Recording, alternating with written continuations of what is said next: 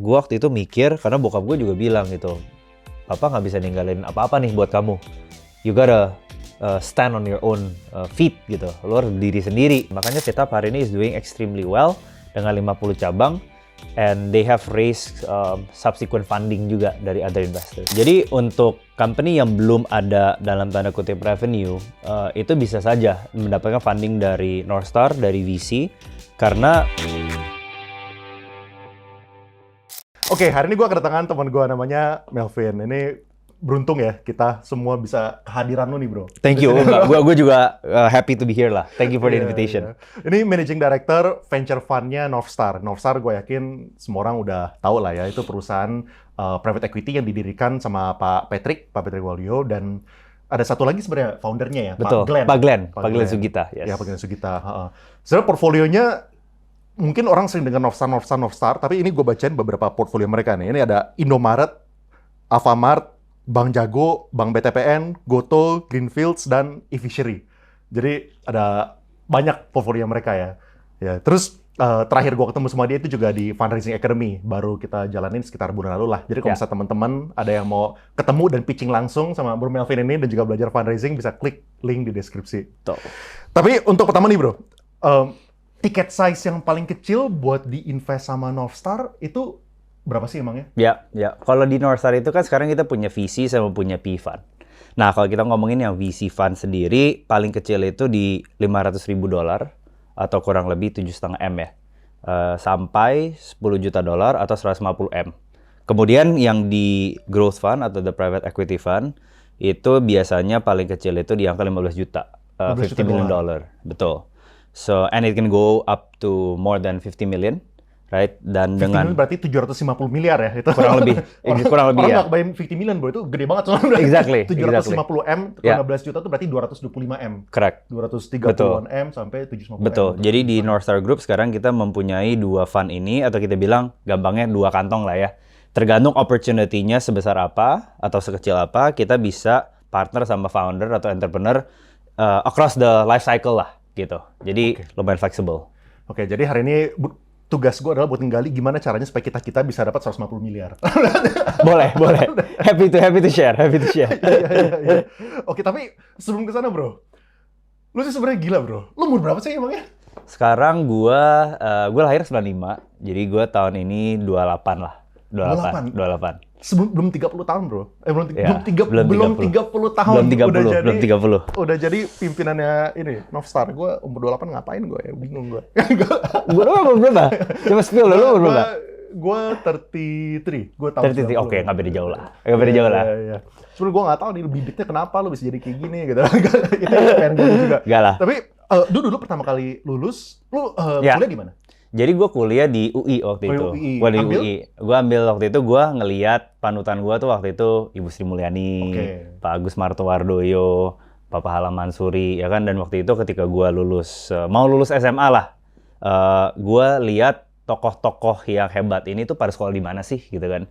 And then benang merahnya itu gue ngelihat semuanya pada sekolah di Fakultas Ekonomi Universitas Indonesia, namanya FEUI lah dulu gitu. Dan semuanya itu atau majority ngambil jurusan yang namanya ilmu ekonomi. Nah akhirnya gue daftarlah di sana gitu, dan gue beruntung karena gue dapat undangan gitu. Karena gue selalu bilang kalau gue masuk atau apply via jalur written exam atau ujian tertulis, itu mungkin gue nggak keterima.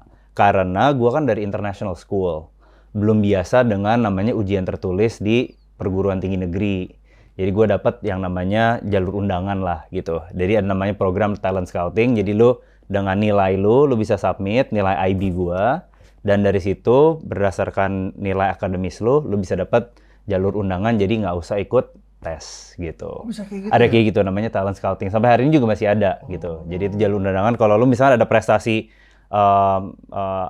gold medal di Olimpiade atau dari olahraga, itu lo bisa dapat jalur namanya talent scouting atau undangan untuk langsung masuk. Gitu. Tipsnya gimana bro buat teman-teman yang siapa tahu yang masih college student supaya bisa dapat itu, gimana caranya? Nah itu pasti nilai ya, nilai lu pas SMA. Ketika lu lulus SMA, nilai lu di akhir SMA 3 itu akan menjadi patokan untuk lu masuk ke universitas via jalur undangan. Dan ini programnya nggak hanya di UI sih, gue rasa ada di ITB, ada di UGM juga.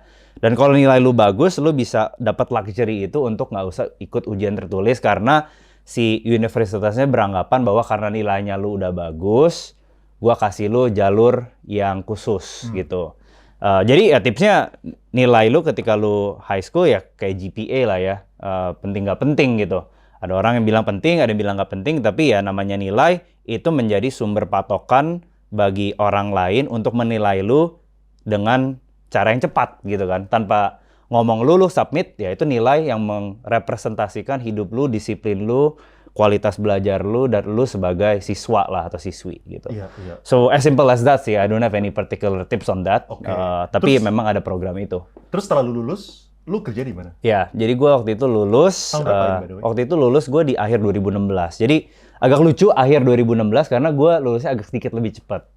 Gue lulusnya 3,5 tahun. Karena biasanya kan lulusnya tuh di bulan Agustus, Juli ya, summer. Jadi gue lulus sedikit lebih cepat. Jadi waktu itu gue 2016 Desember gue lulus dan dapat offer untuk masuk ke management consulting gitu di awal Januari 2017 lah. Consulting yang mana nih? Ya, waktu itu gue pilih untuk join McKinsey dan di Januari 2017 gue mulai kerja di McKinsey selama 3 tahun lah. Oke, ini kalau misalnya teman-teman nggak tahu McKinsey ya. Jadi kalau misalnya nggak tahu kalau misalnya di gue ya business school itu ada ABC, accounting, banking, consulting. Right. Kalau misalnya accounting ada Big Four, kalau misalnya banking ada kayak Goldman Sachs, ada JP Morgan, BBB, Bulge Bracket Banks. Iya kan. Kalau misalnya consulting itu ada Bain, McKinsey, sama BCG. BCG, betul. Ya itu tujuan impian kebanyakan mahasiswi atau mahasiswa, soalnya gitu. Gajinya biasanya fantastis. Pertama kali mulai, gaji lu berapa dulu? Emangnya boleh spill nggak? Iya, waktu itu kan 7 tahun yang lalu ya. Jadi mungkin waktu itu gajinya ya pasti double digit lah ya. Low double digit waktu itu pas fresh grad.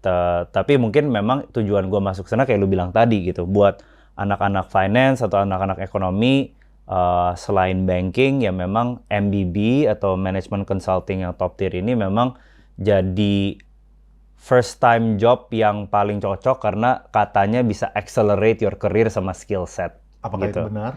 Nah, bisa dilihat juga sebenarnya kan dari alumni-alumninya lah ya gitu. Karena kalau mungkin gue masih jauh lah dari alumni misalkan kayak Pak Arief Budiman, Deputy CEO Sovereign Wealth Fund Indonesia, ada juga Pak Haryanto Budiman, Managing Director BCA gitu. Dan masih banyak lagi lah globally kayak ada Sheryl Sandberg dari Facebook gitu kan yang ex McKinsey juga. Tapi memang menurut gue yang dicari, kenapa lulusan McKinsey dicari itu karena skill setnya gitu. Karena skill set yang diajarkan di McKinsey itu cocok dan didambakan oleh banyak perusahaan corporate lainnya. Sehingga McKinsey dengan brand name-nya itu menjadi talent pool yang sangat dicari oleh banyak orang. Termasuk waktu itu ketika gue ditawarin untuk pindah ke venture capital gitu. Jadi memang gue harus bilang dan akui memang bukan hanya McKinsey ya, BCG dan Bain juga sama-sama hebat gitu dari sisi talent pool-nya, dari sisi alumni-nya. Tapi memang management consulting secara general itu memang melatih kita untuk punya problem solving yang sangat kuat, critical thinking yang kuat, presentation sama negotiation skills yang kuat, dan juga technical skills yang kuat. Sehingga transferable skills-nya ke industri-industri lain seperti private equity, venture capital, investment banking, itu sangat-sangat relevan, makanya banyak dicari.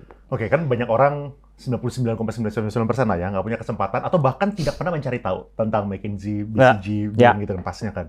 Boleh spill nggak sih, kayak kira-kira apa ya yang lu paling belajar gitu di situ, yang mengakibatkan, soalnya gue tahu fakta ini, kayak gue dulu juga pernah ada kesempatan lah ya kerja bareng ngerekrut ex BCG.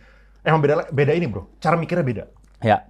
Kayak terstruktur, betul, cara mikirnya. Betul. Nah, lu boleh spill nggak sih kira-kira apa sih kualitas-kualitas yang lulusan itu gitu, kenapa mereka pada dicari? Ya, sebenarnya it's a good question ya, karena ketika kita di McKinsey dan di management consulting itu mungkin kita go with the flow, jadi mungkin secara nggak langsung diajarkan gitu. Tapi yang pasti nomor satu adalah yang namanya structuring ya. Structuring itu bisa ketika kita ngelihat suatu masalah itu, pertama itu benar-benar understanding the root cause of the problem gitu. Jadi kita nggak ngelihat dari sisi high levelnya, tapi kita benar-benar ngebagi suatu masalah itu menjadi masalah-masalah kecil untuk menemukan si root cause-nya tadi.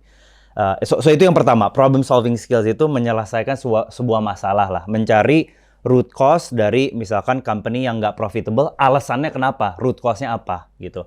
Jadi itu skill set pertama yang problem solving. Yang kedua adalah yang tadi lu bilang gitu ya kan, structured gitu. Kita diajarkan dalam berkomunikasi itu harus bisa top down. Top down itu maksudnya kita mempunyai gagasan misalkan oke, gua mau company-nya profitable dan tumbuh 2 kali lipat. Caranya gimana? Oke, pertama dari sisi revenue gua akan begini. Dari sisi produk gua akan begini. Dari sisi cost bucket-nya akan begini. Jadi kita diajarkan bahwa ketika berkomunikasi harus mulai dengan gagasan besar, kemudian kita deep dive ke topik pertama, topik kedua, topik ketiga, sehingga ada struktur yang jelas. Jadi ketika ngomong sama si level klien kita itu, mereka dengarnya enak gitu. Mereka bisa memahami bahasa kita. Dan sebenarnya ini kan skill set yang basic ya sebenarnya. Yang mungkin memang di luar itu ketika kita fresh grad belum terlalu banyak diajarkan. Tapi karena emang kita ini makanan sehari-hari, kita jadi mau nggak mau udah dalam tanda kutip expert dalam bidang dua ini gitu.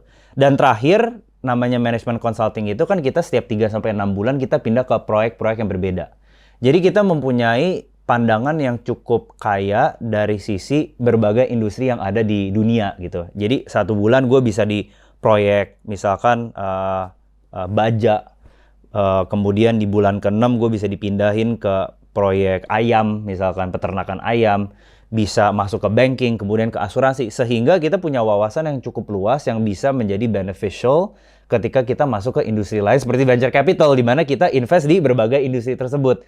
Jadi secara nggak langsung ketika kita masuk ke venture capital, kita udah ngerti dikit-dikit nih, nggak blank total mengenai industri lain. Sedangkan kan kalau di misalkan perusahaan lain yang misalkan corporate gitu, kita biasanya jadi spesialisasi di salah satu bidang gitu. Jadi lebih ke perbedaan itu aja sih sebenarnya. Tapi itu yang mungkin membuat lulusan-lulusan MBB menjadi banyak dicari lah sama corporate. Semoga abis ini lu jangan di-spam sama murid-murid yang mau masuk ke situ. Kok Melvin? Gue very happy by the way. Gue very happy untuk lu ngomong di-reach happy, out. lebih banyak DM nanti masuk bro. Gue selalu banyak yang reach out dan gue selalu coba take that time gitu kan over the weekend karena gue ngerasa first job itu penting banget gitu. Gue sangat setuju. Gue penting banget gitu karena ketika lu land the right job itu akan membantu career path lu ke depannya bener-bener gitu. Karena kalau misalkan awalnya salah, untuk mulai ulang itu cukup take some time gitu. Bener. Jadi gue more than happy untuk share whenever time permits karena menurut gue itu salah satu gue giving back to some of the mentors that also helped me back then lah. Wih, gitu. mantap ini. Nanti ribuan bro yang DM bro. emang lu soalnya ini hits banget sih ya. Enggak lah. Reach-nya gila. Terus abis dari McKinsey lu kemana? Ya jadi abis dari McKinsey itu barulah dunia gue terbuka karena ada yang namanya technology wave lah ya. Kan waktu itu di 2019 mulai banyak yang namanya the rise of the tech companies kayak Gojek, Tokopedia itu mulai makin hits. Sehingga gue lihat banyak senior-senior gue di McKinsey ini pada pindah ke tech companies gitu. Cuman gue waktu itu ngelihat bahwa gue itu suka menjadi generalist, jadi punya helicopter view. Jadi gue bisa liatin beberapa industri at the same time. Nggak terlalu jadi spesialis di salah satu bidang gitu. Baik bidang divisi maupun bidang sektor gitu ya. Jadi maksud gue bidang divisi itu kayak bidang finance, atau sektor misalkan bidang food misalkan. Jadi gue pengen lebih generalis sehingga gue lihat waktu itu yang beririsan between technology and at the same time dapat kayak rotational dan generalist feel-nya itu adalah si venture capital. Karena di venture capital kan kita lumayan sektor agnostik di mana kita ngeliatin berbagai sektor yang ada sehingga kita dalam tanda kutip punya exposure ke sektor A, sektor B, sektor C karena memang portfolio kita bisa tersebar luas di berbagai sektor gitu. Cuman ini bukan North Star kan? Bukan North Star, betul. Jadi gue pindah ke namanya Global Founders Capital. Itu dia European Fund, AUM-nya sekitar $2 billion, tapi memang itu a global fund based out of the US, Latin America, Europe, Middle East, China, sama Southeast Asia. And at that time, gue ketika pindah dari McKinsey, gue jadi first hire-nya di Indonesia lah gitu. Jadi gue bangun tim sama kantornya yang di Indonesia. Gitu. Lalu setelah dari GFC baru lu ke North Star. Betul. Jadi gue kurang lebih dikit 3 tahun dari GFC, and baru dari situ pertengahan tahun lalu gue ketemu sama Pak Patrick gitu kan. Salah satu idola gue lah ya in the investment world gitu. Siapa sih yang nggak tahu Pak Patrick Waluyo, right? And Sebenarnya nggak sengaja ketemunya sama Patrick di salah satu acara di hotel di Jakarta gitu. And dari situ ngobrol-ngobrol, Pak Patrick juga punya ide untuk bikin VC Fund. Dan disitulah gue diundang untuk kemudian menjadi bagian dari VC Fund tersebut yang namanya Northstar Ventures gitu, di bawah Northstar Group. Mungkin satu udah kepikiran kali bro.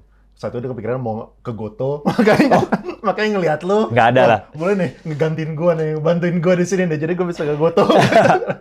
I think definitely nggak kalau itu. Kenapa? Karena ketika gue pindah ke Northstar, belum ada rencana mengenai Goto. Kan gue pindah Northstar itu September tahun lalu ya. Pak Patrick juga waktu itu masih aktif sekali di Northstar, dan gue juga banyak kerja dan report ke Pak Patrick. Tapi kalau berhubungan dengan Goto, yaitu nothing to do with my joining Northstar lah. Iya, gitu. Mungkin lo tahu kali sekarang waktunya beli atau enggak deh. Kalau itu ya lu udah tahu sendiri lah. Oke. Terus buat teman-teman yang belum tahu ya bro ya, tadi kan lu sempat bilang bahwa Northstar itu ada dua. Betul. Ada private equity sama ada VC. Betul. Nah tadi lu bilang yang satu ini dari 15 juta, which is sekitar 200 miliar lebih sampai 750 M. Betul. Yang satu lagi itu dari 7,5 M sampai 150 M. 150 M gitu kan. Apa sih yang beda gitu? Betul. Ya, I think VC sama PE kita bisa membedakannya dari berbagai sudut ya. Jadi yang paling mudah dan sederhana adalah perbedaan VC dan PE itu dari stage perusahaannya gitu. Kalau VC memang kita menyasar ke perusahaan yang lebih kecil, lebih baru, sehingga resikonya juga lebih tinggi, tapi kalau berhasil rewardnya juga lebih tinggi gitu. Jadi VC dalam satu sisi lebih high risk dan high reward. Sedangkan kalau private equity, of course perusahaan yang dilihat, yang diincar adalah perusahaan yang udah market leaders atau mau menjadi market leaders gitu, lagi in the growth stage tapi udah mulai mature nih, established companies.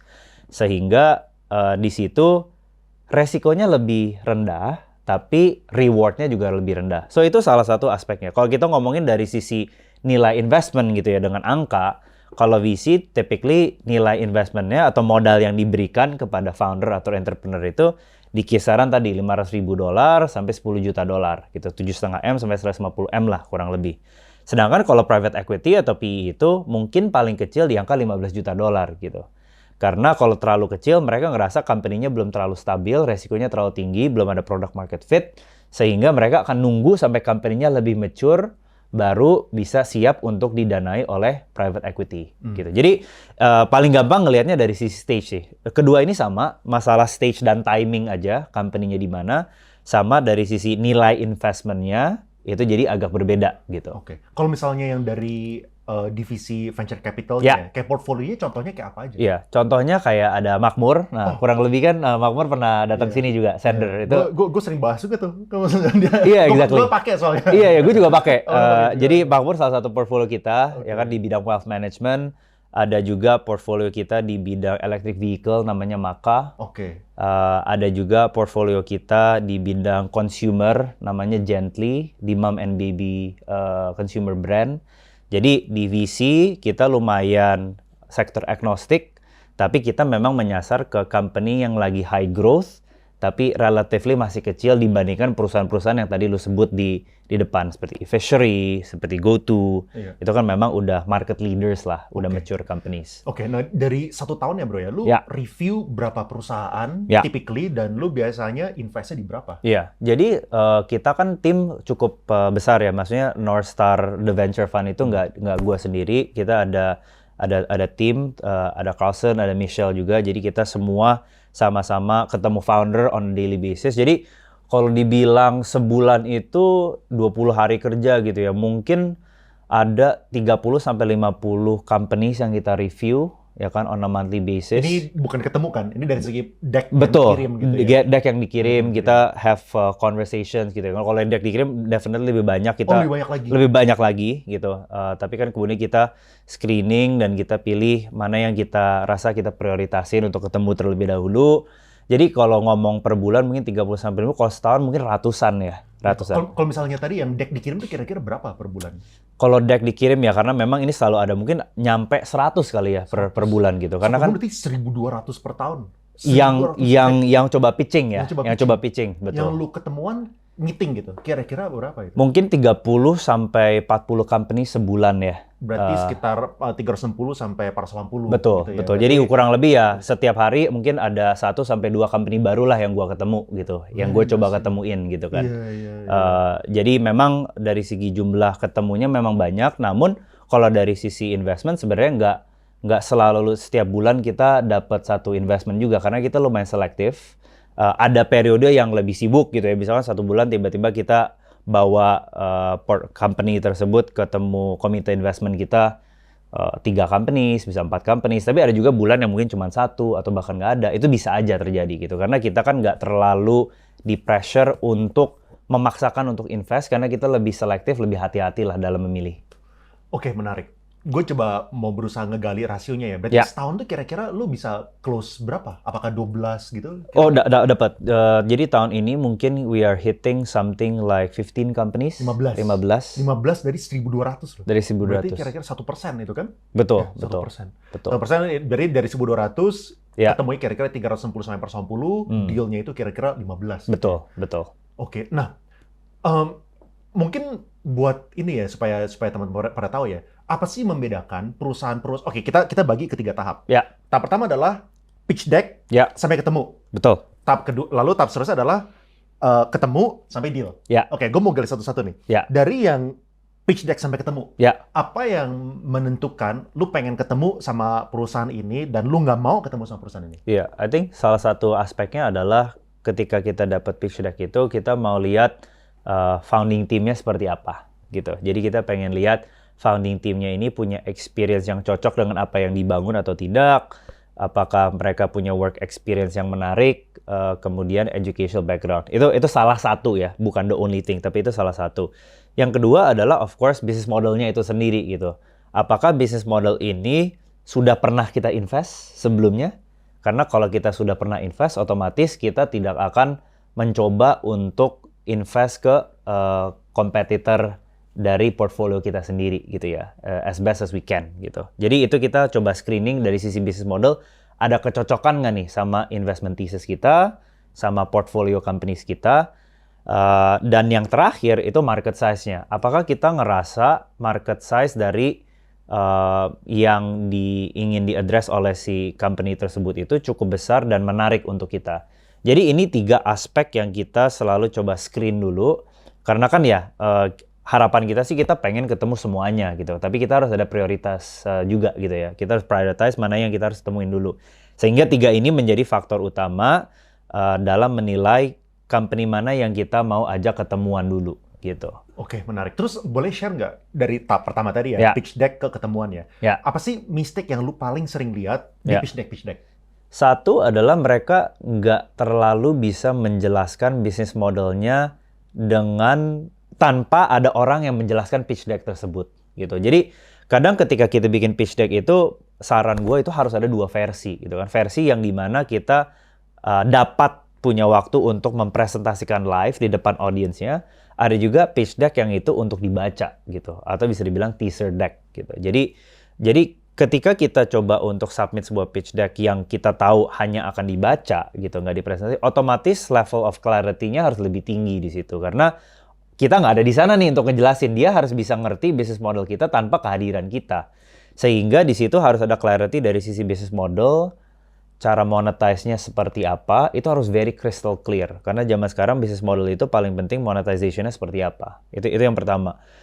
Yang kedua harus ada profile dari foundernya itu sendiri gitu kan. Kita mau tahu ketika kita dikasih pitch deck, siapa sih yang ngirim pitch deck ini ke kita, sehingga kita ada gambaran founding team-nya seperti apa. Dan yang paling terakhir adalah jangan lupa untuk tonjolkan progress atau traction-nya kalau memang sangat menarik. Karena itu justru menjadi daya pikat atau daya tarik si company tersebut untuk kita ketemuin gitu. Jadi 3 ini harus di-highlight. Nah, yang paling penting itu adalah jangan masukin semuanya. Masukin yang penting-penting aja, yang paling menarik, 3-4 topik yang paling menarik. Either is the founding team, either is the business model, either produk lu yang sangat menarik dan belum ada di tempat lain, atau angka lu atau traction lu itu yang memang bener-bener bagus banget gitu. Karena investor kan akan glance through ya, gue juga jujur, gua nggak punya waktu 1 jam untuk membaca satu pitch deck gitu kan. Gua akan coba untuk glance through di 5-10 menit pertama. Kalau menurut gue menarik, gue akan coba untuk baca selanjutnya gitu. Jadi penting banget untuk make sure that you get the interest of the audience and the reader ketika lu submit pitch deck. Iya, soalnya lu nge-review 1.200. Jadi mungkin salah satu mistake-nya juga ini kali ya, kayak founder tuh nggak sadar bahwa yang mengetahui industri paling banyak itu mereka gitu. Soalnya investor itu kan mereview sampai 1.200.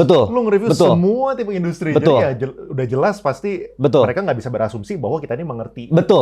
Itu bener banget, Yon. Karena kita juga sebagai investor, kita juga kadang ketemu founder yang memang sangat brilian dan kita juga nggak mau berpura-pura bahwa kita lebih tahu mengenai industri ini dari foundernya tersebut gitu. Jadi kita mungkin punya pengalaman dalam melihat kayak other companies within the industry atau global benchmark sehingga kita bisa kasih pandangan dan observation kita. Tapi kita nggak pernah atau gua nggak pernah bilang bahwa kita lebih ngerti dibanding foundernya. Jadi ya yang lu bilang benar gitu, foundernya juga harus punya peran untuk mengedukasi investornya, membuka mata investornya, seberapa besar sih marketnya gitu. Kenapa sih produk lu unik gitu, ya kan? Hanya dalam sebuah pitch deck. Hanya dalam sebuah pitch deck yang nggak ada yang presentasi. Yang nggak ada presentasi. Iya, exactly. Itu trikinya. Itu trikinya, betul. Terus di tahap selanjutnya nih, dari presentasi ke akhirnya lu invest. Betul. Nah itu yang membedakan si 15 perusahaan ini yang lu pilih. Ya. Termasuk Makmur, soalnya gue pakai. apa yang membedakan mereka dibandingkan perusahaan-perusahaan lainnya yang nggak kepilih? Ya. I think nomor satu adalah ketika kita ngelihat pitch deck tadi kan ada 3 aspek tadi ya. Business model, founder, market, kemudian juga ada traction gitu. 4 lah gitu. Nah ketika kita mulai masuk ke dalam tahap yang lebih intimate gitu kan. Ketemu foundernya in person, kita main ke kantor mereka, kita visit ke gudangnya, kita ngobrol sama customernya. I think nomor satu itu adalah memvalidasi apakah benar tesis kita yang di depan ketika kita melihat company tersebut gitu. Apakah benar company ini dijalankan dengan operations team yang sehat misalkan? Apakah warehouse-nya memang tertata dengan baik sehingga bisa scalable menjadi company sebesar Greenfields misalkan, salah satu portfolio Northstar juga gitu. Jadi itu salah satu aspek yang kita lakukan adalah validasi lebih lanjut dari sisi financials, traction, dari sisi operational, dari sisi founders capability gitu. Kedua adalah dengan berjalannya waktu otomatis kita lebih kenal sama foundersnya. Sehingga di situ kita coba stress test nih, ambisi foundernya tuh segede apa, ya kan? Apakah dia bisa benar-benar mikirin kondisi-kondisi yang mungkin belum kepikiran sebelumnya? Apakah dia bisa mencari jalan tertentu kalau kita misalkan memberikan sebuah skenario di mana misalkan salah satu channelnya tutup gitu, kayak misalkan salah satu e-commerce channel kan kemarin baru tutup di Indonesia. Apa yang foundernya bisa coba lakukan untuk mitigasi resiko tersebut? Karena kan kita kan in the business of taking risk juga gitu. Jadi ketika kita lihat resiko-resiko yang ada dalam perusahaan tersebut, kita pengen tahu foundernya semampu apa dalam memanage resiko tersebut gitu. Jadi itu yang kedua.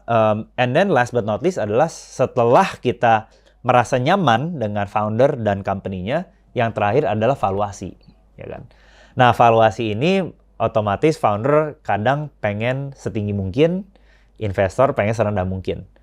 Jadi valuasi ini menjadi tahap akhir di mana kita coba negosiasi dengan foundernya, dan metode kita adalah untuk menunjukkan secara transparan bahwa nilai company kalian itu berdasarkan public market itu tradingnya at comparable-nya segini loh gitu. Dan dengan revenue size atau EBITDA size kalian atau progress kalian hari ini seperti ini, nilai wajarnya tuh sekian gitu. Nah, of course kita bisa berargumentasi ya kan dari sisi, oh tapi kan gua high growth, oh tapi margin gua lebih bagus. Nah, itulah tahap akhir yang menentukan apakah company tersebut masuk ke portfolio kita atau enggak gitu. Karena kita juga nggak mau memaksakan diri karena kita juga mengelola dana yang dipercayakan oleh investor kita. Sehingga kita juga harus disiplin dari sisi valuation, disiplin dari sisi legal DD dan ESG, sehingga ketika kita invest di company tersebut memang holistically itu baik dan sustainable gitu. Oke. Ada ini nggak sih bro, kayak red flag yang lu sering lihat gitu di tahap selalu ketemuan dan akhirnya lo nggak jadi gitu. Betul. Ada nggak? Definitely ada, ya kan. Yang pertama itu adalah ketika founder di depan udah ngomong valuasinya yang nggak masuk akal. Itu udah red flag. Bahkan menyebutkan valuasi yang lo minta kepada investor di first meeting itu menurut gua a big red flag dan big risk gitu. Kenapa? Karena ketika lo udah menyebutkan angka tersebut, kemudian 3-6 bulan fundraising, nggak ada yang invest atau nggak ada yang mau lead, lu udah tulis tuh angkanya. Sehingga 6 bulan kemudian ketika lu turunin valuasi lu ke bawah, investor akan nanya lagi, loh kok turun? Ada apa? Ada masalah apa? Gitu. Jadi valuasi biarkan market yang menentukan aja. Tugasnya founder itu adalah untuk menceritakan ide bisnisnya, menceritakan story-nya, dan valuasi itu disimpan di akhir ketika si investor dan founder ini udah merasa ada kecocokan. Jadi negosiasi valuasinya juga lebih nyaman gitu. Menarik. Ini pengalaman gue selalu ditanya di awal, bro. Yeah. Nah, kalau lu ditanya di awal, yang gue selalu advice ke portfolio companies gue juga gitu, baik di Northstar yang dulu-dulu gitu ya, bahwa jawabannya harus diplomatis gitu. Investor itu nanya karena mereka pengen tahu founder ini ngerti nggak cara main valuasi atau enggak. Kalau dia nyebut suatu angka, itu sebenarnya semacam sedikit kayak jebakan Batman gitu. That can go against you. Kalau ketinggian, dia akan pakai itu untuk nanti ngelihat progres lu setelah 3-6 bulan, dapat nggak nih angkanya di angka tersebut. Tapi kalau kerendahan, juga dia pengen lihat, oh jadi valuasinya nih make sense nih, gue berarti bisa punya ownership yang sekian kalau gue invest sekian gitu. Jadi investor pasti akan selalu nanya. Tapi saran gue adalah bilang aja, oh kita akan kasih pertanyaan valuation ini atau kita akan let the investors decide. Tapi kita nggak ngeliatin kita nggak minta anything crazy. Kita lihat at market price aja gitu. Jadi itu indikasi atau symbolism di mana foundernya ini minta sesuatu yang wajar. Nggak minta yang premium, nggak minta juga at a discount gitu. Kalau misalnya dari segi investment focus sama strateginya lu ya, ada nggak sih sebuah fokus gitu? Kayak lu cuma tertarik di industri tertentu gitu? Ya. Kalau di Northstar, kita di venture fund itu kita lumayan sektor agnostik gitu ya. Jadi sebagai fund kita punya portfolio di consumer, di fintech, di AI, software, insurance. Jadi lumayan sektor agnostik.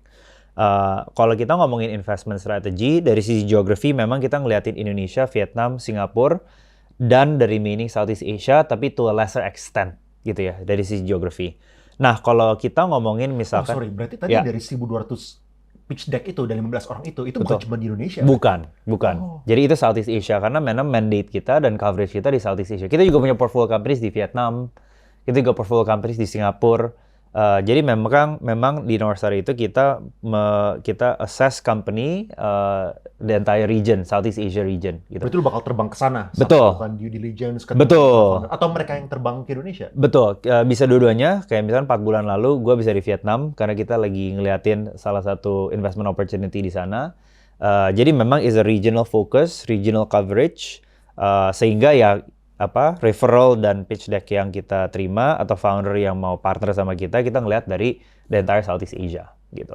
Ya. Tapi ada sebuah shift nggak sih? Kan soalnya obviously gue lihat venture capital ini menarik ya. Kan awalnya gue selalu kira venture capital itu cuma mau invest di perusahaan teknologi. Betul. Tapi kok ada yang invest di kopi, ada invest di hotel kapsul gitu kayak. Apakah ini juga dilakukan sama Northstar? Dan kalau misalnya iya, kenapa gitu? Jadi VC itu is a business, we're in the business of creating value ya. Jadi memang dulu ada konotasi di mana technology companies itu memang sangat menjadi pusat perhatian bagi para VC. Tapi sekarang dengan berjalannya waktu dan market Indonesia, consumer marketnya cukup sehat, banyak opportunity di bidang non-teknologi pun menjadi high growth opportunities juga gitu. Misalnya kalau kita ngomongin kopi, kita ngomongin consumer brand seperti skincare, itu banyak perusahaan yang nggak sedikit melebihi traction atau pencapaian technology companies. Sehingga sebagai venture capital atau investor gitu, karena kita in the business of creating value, kita merasa bahwa kita nggak harus memaksakan diri kita untuk invest di hanya teknologi sector saja gitu. Kalau kita bisa mendapatkan dalam tanda kutip return yang kita inginkan di non-technology sector, kenapa enggak gitu. Apalagi ketika sudah ada data point yang cukup meyakinkan gitu kan. Kita kita bisa lihat gitu di luar banyak sekali consumer brands, skincare, kosmetik, health and wellness, atau retail chains, kopi, bisa fitness chain, bisa dental chain gitu kan. Ada banyak sekali yang doing very well. Dan pertumbuhan bisnisnya itu kadang bisa melebihi pertumbuhan teknologi company. Sehingga sebagai investor, kita melihat, oh ini sektor non-teknologi ternyata juga harus diperhitungkan di market seperti Indonesia, di mana konsumennya itu bisa sampai 300 juta orang gitu. Jadi, yes, ada sedikit shift, tapi gue bukan bilang bahwa kita melupakan teknologi, sama sekali enggak. Jadi kita ngelihat bahwa kita sektor agnostik, whenever a good opportunity comes, kita akan pursue and explore, regardless it is tech atau non-tech. Oke, ada sebuah perubahan ini nggak sih bro, kalau misalnya tadi ya mengenai valuasi segala macam, soalnya kan ya kita semua tahu lah ya, kayak ada perusahaan Dekakorn 2 yang udah go public, tapi performance IPO-nya kan mungkin tidak sebaik yang diharapkan dari awal gitu ya. Sejak IPO price turun lah gitu.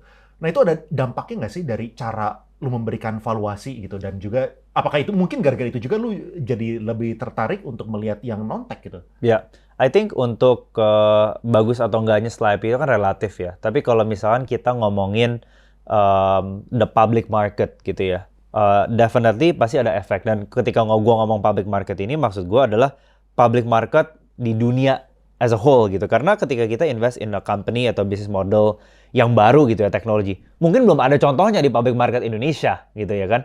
Mungkin contohnya ada di public market di Amerika misalkan gitu. Jadi kalau kita ngomongin fintech, kalau kita ngomongin misalkan new technology companies lah yang belum ada contohnya nih public market di Indonesia, kita akan berkiblat ke Europe, US, China, India untuk ngelihat public market di sana. Nah, kalau public market di sana juga dalam tanda kutip mengalami kesulitan atau share price-nya turun, valuasinya turun. Balik lagi ketika kita masuk ke metodologi valuasi tadi, kita kan ngeliatin public market sebagai comparable untuk kita menilai company ini nilainya berapa. Jadi untuk menjawab pertanyaan lu, pasti public market mempunyai efek yang sangat besar terhadap valuasi perusahaan baik di private equity maupun di venture capital. Karena kan dalam tanda kutip, ini semua kan kayak melahirkan bayi untuk the public market gitu. Kita semua company building, venture building di sini, raising capital, karena ujungnya itu kan pasti ada mimpi either dibeli atau IPO atau listing. Sehingga kalau kita mau listingnya baik, otomatis kita harus melirik kira-kira di public market itu nilainya seperti apa gitu. Jadi pasti ada efek, ada korelasi. Yes. Tadi mungkin kalau misalnya teman-teman nggak ngikutin yang dimaksud sama Melvin comparables, itu maksudnya kayak gini. Jadi kita ngeliatin kalau misalnya public market itu PE ratio namanya, contohnya, atau PS ratio gitu, price to sales ratio. Jadi misalnya di perusahaan public itu kita omsetnya 1 miliar, mereka diberikan valuasi 6 miliar, berarti kalau misalnya ada perusahaan kecil yang 100 juta, berarti harusnya kali 6 juga gitu. Itu maksudnya kira-kira comparables-nya yang tadi ya, yang maksud. Betul. Nah, tapi gini bro, kan dulu-dulu ya, kan di awal-awal lah ya, apalagi kalau misalnya kita ngomong 2013, 2014, 2015, itu kan perusahaan-perusahaan itu fundraise-nya berdasarkan GMV. Betul. Jadi ini supaya teman-teman tahu juga ya, supaya bisa nyambung sama pertanyaannya. Jadi kita ada ya gue bagi 3 lah ya. Kita ada 3 bucket gitu. Ada GMV, ada revenue, sama ada profit. Gitu. Kalau misalnya GMV itu artinya kalau misalnya kayak Tokopedia, contohnya Tokopedia jualan handphone 20 juta, GMV 20 juta. Tapi kalau misalnya Tokopedia jualan handphone 20 juta, dia punya omset, revenue, itu bukan 20 juta. Karena dia mendapatkan komisi dari 20 juta tersebut. Misalnya 500.000, itu adalah revenue. Lalu dari 500.000 itu, dia akan mendapatkan profit setelah dikurangin biaya-biaya segala macam. Jadinya misalnya Rp50.000 misalnya dari 3 itu. Nah dulu ya bro ya, di awal-awal itu kan orang fundraise berdasarkan GMV dulu.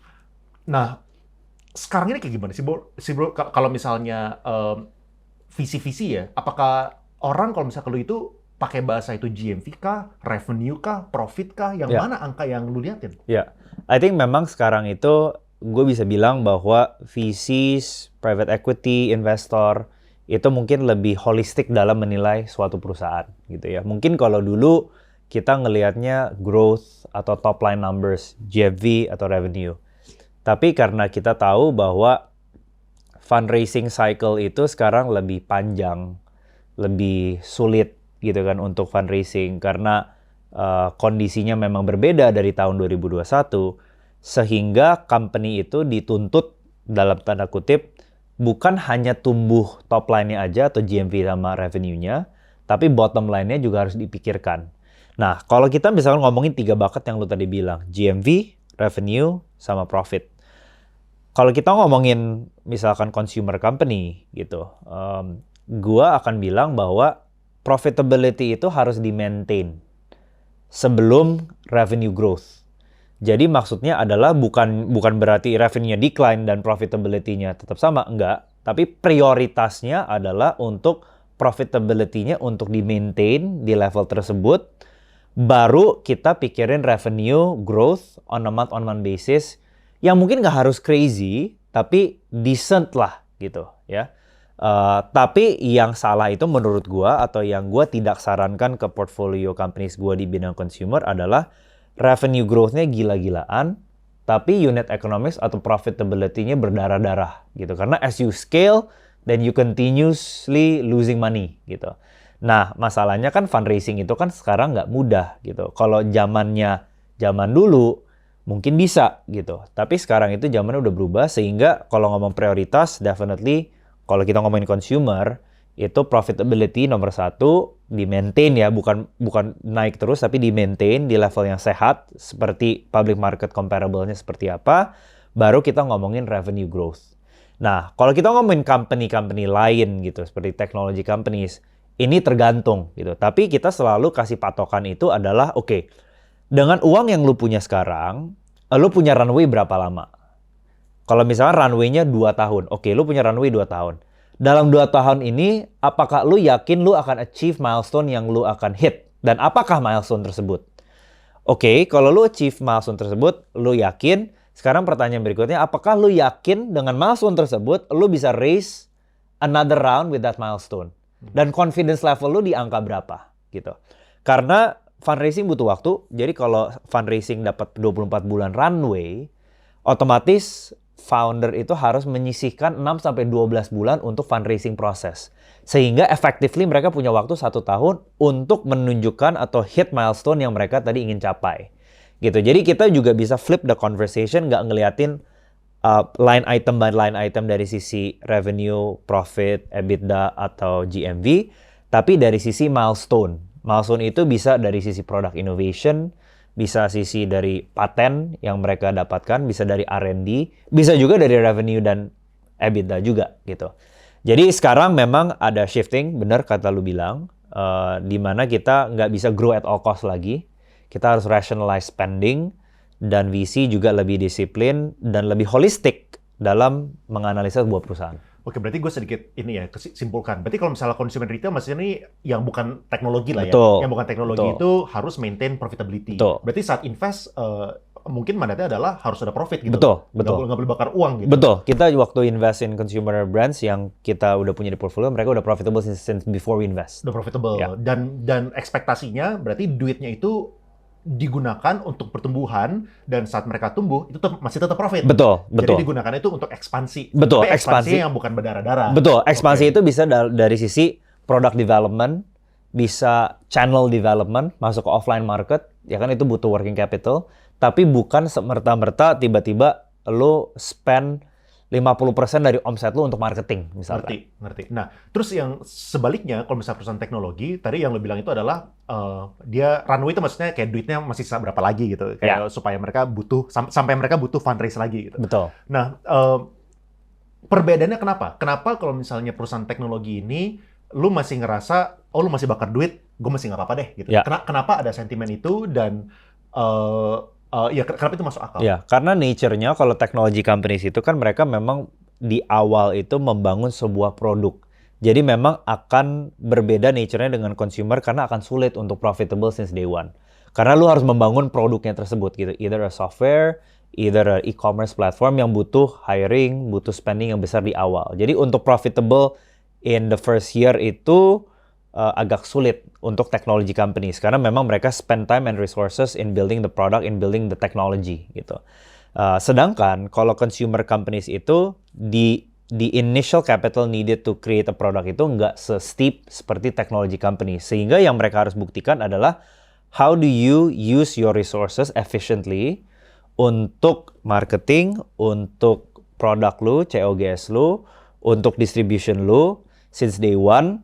Kemudian kita bisa scale ini ke angka 2 triliun. Itu patokan kita kalau untuk consumer brands per tahun gitu. Sedangkan kalau technology companies di awal itu kan journey-nya beda. Mereka memang harus membangun produk itu mungkin 12 bulan pertama itu harus bangun produk. Sehingga yang kita tanya ke mereka itu nggak omset lu berapa, profit lu berapa setelah 12 bulan. Tapi milestone apa yang lu mau hit, yang lu mau gunakan untuk fundraising selanjutnya. Oke, gue punya 3 pertanyaan. Tapi semoga gue nggak lupa.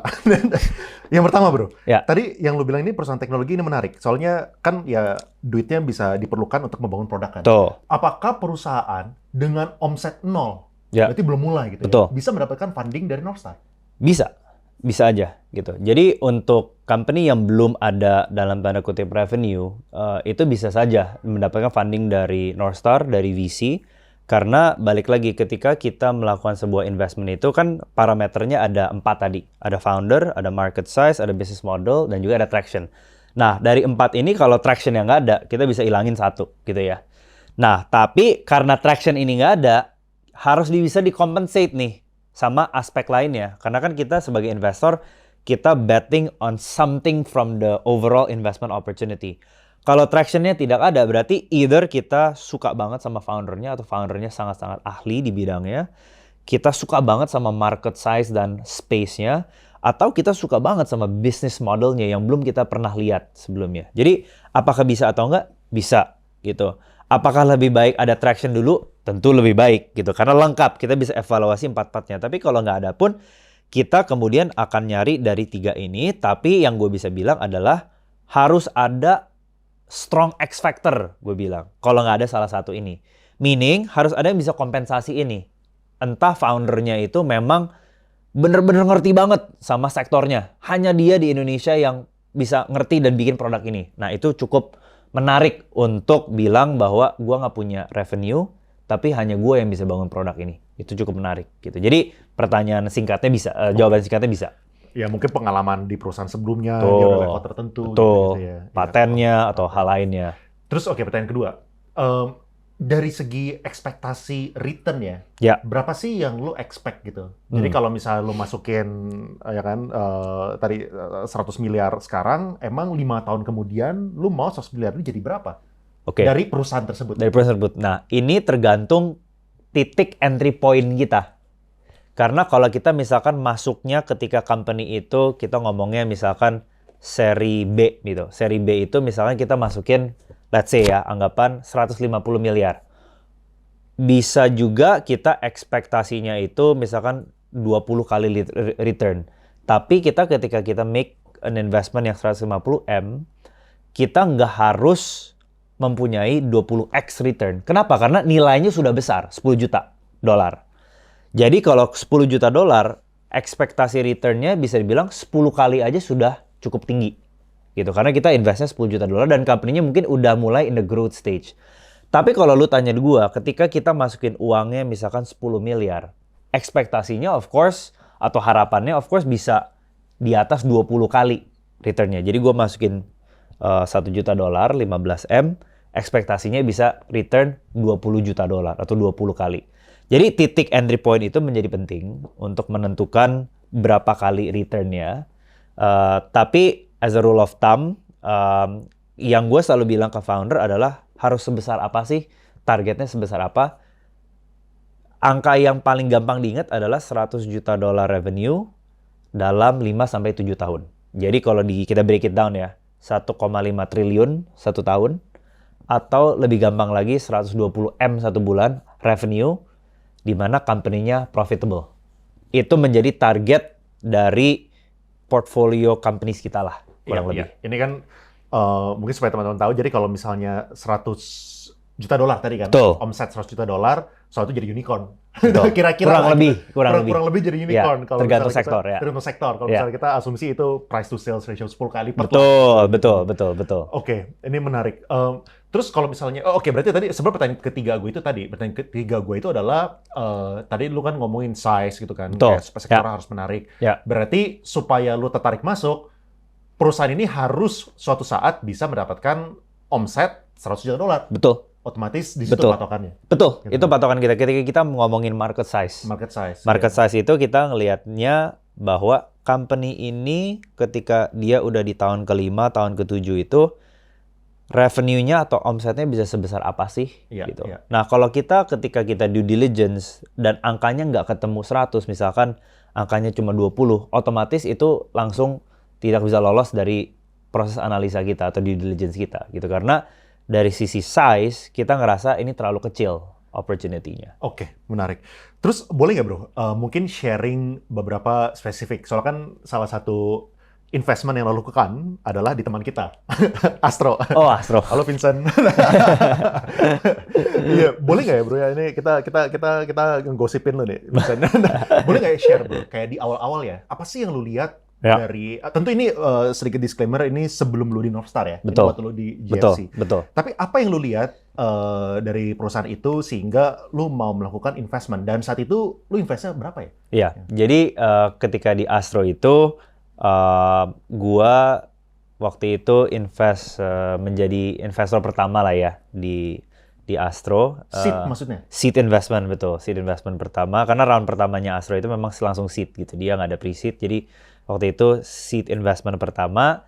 Dan ketika itu gue coba jawab dari sisi nilai investmentnya, total waktu itu kita invest, dan itu by the way investment terbesar gue di dalam VC career gue, yaitu slightly above $10 million lah, mungkin 10.5 million atau $11 million. 160 M ya? 160 M, betul, kurang lebih 160 M di beberapa ronde ya, karena kan ada seed, ada series A, ada series B. Oh, lu gitu. Masuk ke tiga-tiganya? Tiga-tiganya. Oke. Kita jadi lu lanjut terus? Betul, kita lanjut terus. Kita investor pertama, kemudian di ronde seri A kita masuk lagi lebih besar, di seri B kita juga masuk lagi lebih besar waktu itu, gitu ya.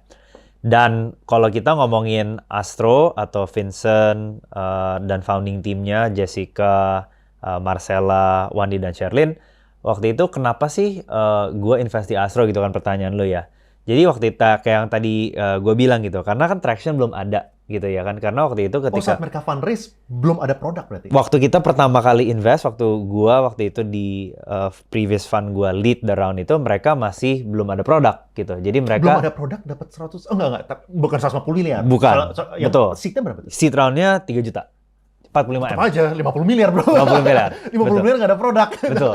Oke, jadi tiga ini apa yang lu lihat gitu contohnya? Iya, jadi ketika nggak ada produk waktu itu masih dalam tahap ideation ya kan, founding teamnya Astro kan baru selesai ideation, mereka mempunyai sebuah pitch deck. Nah ketika kita ngobrol waktu itu balik lagi 4 aspek itu kan, founder, business model, market size, dan traction. Nah tractionnya nggak ada, tapi X factornya yang menurut gua bisa mengkompensasikan nggak ada tractionnya tadi adalah founding team gitu. Karena founding team ini ketika gua kenal sama Vincent, kebetulan gua beruntung gua kenal sama Vincent ketika di management consulting dulu. Gua pernah dia di McKinsey juga. Okay. Dan gua pernah lihat kerja sebelah Vincent, kerja bareng Vincent lah gitu. Jadi gua gua observe Vincent sebagai seseorang, dan dia by the way senior gua di McKinsey waktu itu. Jadi gue observe dia dan gue tahu kemampuan dia, drive dia, ambition dia. Dan kemudian setelah itu gue kenal Jessica, gue kenal Marcella, gue kenal Sherlyn dan Wandi. Gue ngeliat selain Vincent dan founding team, complementary fit-nya ini luar biasa dari kelima founder ini. Jadi sedikit mengenai founding team, complementary fit itu penting dari sisi founding team. Jadi jangan semuanya jago di hal yang sama gitu. Agak terlalu repetitif, tapi mereka ini mempunyai complementary fit yang cocok. Contohnya apa? Ada yang ngerti produk, ada yang ngerti operations, ada yang ngerti finance, Marcella, operation tadi Jessica, produk tadi Vincent, ada yang ngerti customer experience. Jadi mereka punya complementary team yang sangat baik, sehingga itu cukup untuk meng-convince gue bahwa meskipun nggak ada traction, company ini sooner or later akan punya traction yang cukup fantastis, gitu. Dan sekarang mereka udah fundraise berapa tuh? Total kalau nggak salah terakhir gue baca hampir 100 juta, ya. Hampir 100 juta dolar. 1,5 triliun. 1,5 triliun. Jadi memang ya itu one of my best investment. But again, I think it goes back to the founding team and the entire team of Astro juga, karena they have been building the company for the past 2-3 years now. Nah, yang menarik gini bro, yang menarik itu yang tadi lu bilang kan, mungkin kalau misalnya lu nggak ketemu sama Vincent di McKinsey ya, mungkin ada barrier yang tambah, ada extra barrier gitu. Betul. Dan mungkin kalau misalnya saat itu, misalnya nih, kan ada orang-orang kan yang, mereka happy kalau misalnya gabut, ya kan kerjanya sedikit, mereka happy, mungkin mereka happy gitu loh. Betul. Atau enggak, makanya gue selalu ngerasa justru reputasi itu penting banget loh. Soalnya saat ini, waktu kita kerja, pertama kali lu kerja misalnya di McKinsey, ya kita sama-sama nggak tahu, 5 tahun lagi, 8 tahun lagi, kita bakal kemana, kita sama-sama nggak tahu. Tapi one day, lu bakal jadi someone, orang ini bakal jadi someone gitu. Dan siapa tahu itu bisa jadi ketemuan lagi. Itu bener banget gitu. Karena, waktu kita, kerja di consulting dulu atau di McKinsey, ya kita nggak pernah tahu kan, nanti Melvin dan Vincent akan misalkan ketemu lagi, membahas sebuah project namanya Astro, yang kemudian sekarang menjadi Astro seperti saat ini. Nggak pernah direncanakan. Nggak pernah direncanakan gitu. Dan waktu catch up dengan Vincent dan founding team Astro yang lain juga, maksudnya itu kita mengalir aja gitu. Tidak pernah merencanakan, tapi memang namanya credibility, namanya reputation itu memang penting gitu. Jadi memang gue pribadi juga coba menjaga bahwa reputation, ethics, moral itu sangat penting lah on a day-to-day basis. Competition, work, and all that can be also very important, but ya, yang ini fundamentalnya itu harus penting dijaga lah. Oke. Ada nggak contoh lain, tadi kita ngomongin Astro, ada nggak contoh lain yang lu boleh share gitu? Kayak kira-kira deal-nya kayak gimana dan kenapa lu tertarik buat masuk? Ya, mungkin yang menarik adalah salah satu consumer investment gua ya, Yon. Karena zaman dulu di 2019-2020 itu kan mungkin temanya tuh masih teknologi gitu. Tapi at that time, gua cukup yakin sama consumer market Indonesia, sehingga waktu itu gue ngide lah invest di fitness chain, namanya FitHub gitu. Jadi fitness chain ini kan bisa dibilang perusahaan yang nggak terlalu teknologi lah gitu ya kan, bahwa ini brick and mortar, ada offline store-nya, ada offline location, outlet-nya. Dan FitHub ini adalah sebuah fitness chain yang cukup terjangkau, sebulan itu sekitar 250.000 per bulan, dan FitHub ini ada di 50 lokasi di seluruh Indonesia, dan dia coba untuk membuka market atau segmen baru bagi orang yang ingin hidup sehat dan pergi ke gym. 50 cabang ini, ini sebelum lo invest? Ini sesudah gue invest. Sesudah, oke. Ketika gue invest mungkin cabang baru 10. Oh, 10. Waktu itu gue invest 30 miliar. Di previous fund gue, dan di situ dengan $2 juta atau 30 miliar itu kurang lebih 1,5 tahun, 2 tahun yang lalu, sekarang company-nya udah punya 50 cabang seluruh Indonesia, dan company-nya profitable gitu. Jadi ini waktu pertama kali invest ada 10 cabang, itu 10-10-nya profitable? Ya, hampir profitable. Udah profitable lah. Udah profitable, betul. Oke, berarti lu masuk dengan tesis bahwa dia bisa expand, men-scale up jumlah jumlah gymnya gitu. Betul, exactly. Dan balik lagi ke yang gue sampaikan di awal gitu, bahwa ketika sebuah company yang udah profitable, consumer yang udah profitable, bukan berarti kita mau mereka untuk bakar-bakar duit menjadi unprofitable, salah. Tapi justru kita pengen mereka itu mengulangi hal-hal yang mereka udah bener, replicating the things yang mereka udah berjalan dengan baik, tapi at a much bigger scale, at a much faster timeline. Makanya FitHub hari ini is doing extremely well dengan 50 cabang, and they have raised subsequent funding juga dari other investors. Oke, menarik. Ini ada satu topik bro yang gue sebenarnya bahas beberapa kali, dan gue mau dapat insight dari lu nih. Boleh. Kenapa sih bro kayak ada, ya kita semua tahu lah ya, cerita tentang WeWork gitu misalnya. WeWork baru bankrupt gitu kan. Dan ada perusahaan lain misalnya kayak Zilinggo, lalu ada ya Luckin Coffee, dan ada beberapa perusahaan ARL termasuk, di mana ada indikasi fraud lah yang terjadi gitu. Kenapa sih itu bisa terjadi? Padahal kan apalagi kalau misalnya kita ngomongin kayak levelnya WeWork, itu kan SoftBank itu perusahaan yang udah invest kemana-mana. Lalu kalau misalnya Zilinggo contohnya itu kan ada Sequoia gitu kan, di mana mereka adalah investornya Apple, Airbnb gitu kan, Google. Nah, salahnya di mana, dan kira-kira menurut lu ya pasti udah ada perubahan kan? Apakah itu udah dimitigasi gitu? I think kalau ngomong salah atau benar agak susah juga untuk bilang siapa yang salah gitu ya. Tapi yang gue bisa bilang adalah poin pertama, this is the part of the risk yang kita ngomongin tadi gitu, high risk, high reward. Meaning bahwa, nah karena company-nya masih baru, foundernya masih mungkin pertama kali, ya resiko-resiko itu juga termasuk resiko-resiko seperti tadi yang lo bilang gitu. Versus company yang udah stabil 50 tahun berjalan gitu kan, internal prosesnya, internal auditnya udah berjalan dengan baik, sudah lengkap gitu ya, fraud detection segala macamnya udah lengkap, pasti resiko hal-hal tersebut terjadi menjadi lebih kecil. Sedangkan ini kan company yang mungkin foundernya first time founder, company-nya baru 2 tahun, 3 tahun, sehingga internal sistemnya belum terbangun dengan baik. Sehingga mungkin bukan foundernya yang dalam tanda kutip melakukan hal-hal tersebut, tapi internal team lainnya atau C-levelnya yang lain yang non-founder yang melakukan itu bisa jadi satu. Jadi ada oversight yang kurang. Dua adalah memang namanya founder itu ketika dikasih investment size yang besar gitu, yang tadinya mungkin nggak pernah lihat uang 1 triliun di bank account gitu kan. Mereka mungkin mempunyai pemikiran-pemikiran yang kreatif gitu. Karena saking uang yang diterima, lu bilang SoftBank tadi kan, kita tahu gitu, uang yang digelontorkan oleh SoftBank, oleh the big funds of the world itu memang nilainya nggak sedikit. Dan mungkin founder yang pertama kali melihat angka tersebut di dalam kontrol mereka di perusahaan, mereka mungkin tergoda, namanya manusia. Itu mungkin aspek kedua. Ketiga adalah kalau gue ambil dari angle VC-nya gitu ya.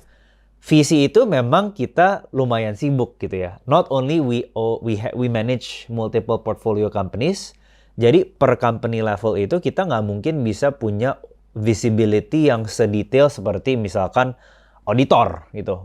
Agak nggak mungkin karena memang kita satu punya multiple portfolio companies. At the same time kita juga mencari new investment opportunities. At the same time kita juga punya our internal processes within each of the VC funds gitu. Jadi gua nggak mau bilang bahwa ini bukan salahnya VC atau salahnya VC, tapi maksud gua adalah VC memang harus lebih cautious, lebih hati-hati, dan coba untuk sense check sedikit from time to time, apakah company ini berjalan dengan baik atau enggak. Jadi maksud gue agak lebih skepticism lah gitu terhadap founder, terhadap company-nya, sehingga kita nggak kecolongan ketika foundernya itu macam-macam. Jadi mungkin gue bisa komennya 3 itu aja. Tapi memang itu bagian dari resiko yang namanya dunia venture capital sih. Ya mungkin menariknya ini, makanya salah satu yang lu sering hal itu adalah reputasi gitu kan, dan juga founder. Soalnya gue selalu beranggapan, gue udah fundraise beberapa kali kan, dan apa ya, oke, ini tentu tergantung dari siapa yang invest. Kalau misalnya friends and family atau nggak institutional investor, oke, kita punya agreement. Gitu kan. Cuma kalau misalnya kita dapat agreement, yang tadi lo bilang kan, duit digelontorin segitu gede. Betul. Sebenarnya kalau misalnya founder nakal, ya nakal aja gitu. Betul. Kayak contoh gini, salah satu contohnya gitu ya kan. Kayak misalnya satu klausulnya adalah, kalau misalnya lu mau keluarin 500 juta, harus minta persetujuan VC. Betul. Salah satu kungfu yang dijalankan, soalnya salah satu VC telepon gue nanya, bro, kalau misalnya harga sewa di gedung ini masuk akal nggak sih? Soalnya caranya dipecah-pecah. Jadi misalnya 500 juta, ternyata dia sewanya 800 juta gitu kan, masuk ke kantong gitu sedikit. Dia pecah jadi 2 kontrak gitu. Oh, yang setengah 400 juta, satu lagi 400 juta, jadi nggak perlu tanda tangan VC. Jadi kayak yang kita udah bilang kayak bisa kreatif gitu. Makanya yang kayak tadi kan kayak sebenarnya bukannya pebisnis aja yang susah nyari investor, tapi mungkin investor pun juga susah banget nyari founder yang bukannya bisnis doang yang bagus, tapi bisa dipercaya juga gitu. Betul, absolutely.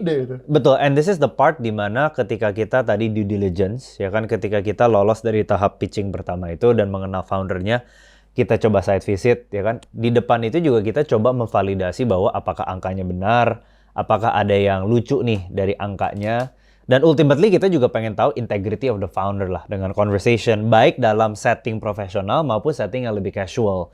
Meaning misalkan makan, atau misalkan main golf, main tenis. Untuk kita bisa ngelihat perilaku sesungguhnya dari si founder tersebut. Dan ini juga bisa digunakan oleh founder untuk ngedidik si calon investor juga, by the way. Gitu. Karena kan namanya ini partnership, jadi equal partner kan.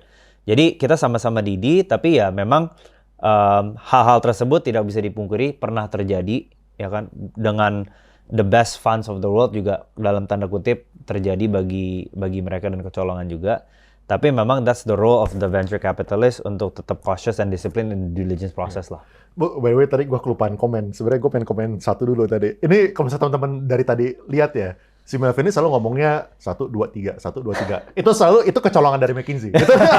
Itu tipikal orang BCG, orang McKinsey, orang Bain, itu selalu ngomongnya 3. Rule of 3. Iya.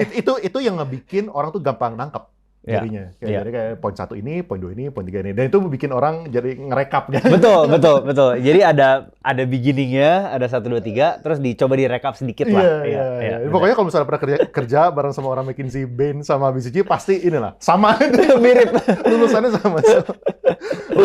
Sekarang ya bro ya, dengan kondisi semua itu, yang tadi kan ada beberapa yang fraud cases, lalu juga IPO di Indonesia yang mungkin, gue nggak tahu deh apakah di Amerika kayak gimana. Tapi yang kita tahu mungkin yang di Indo lah yang belakang baru IPO. Terjadi seperti itu. Gimana dengan investment landscape sekarang? Oke.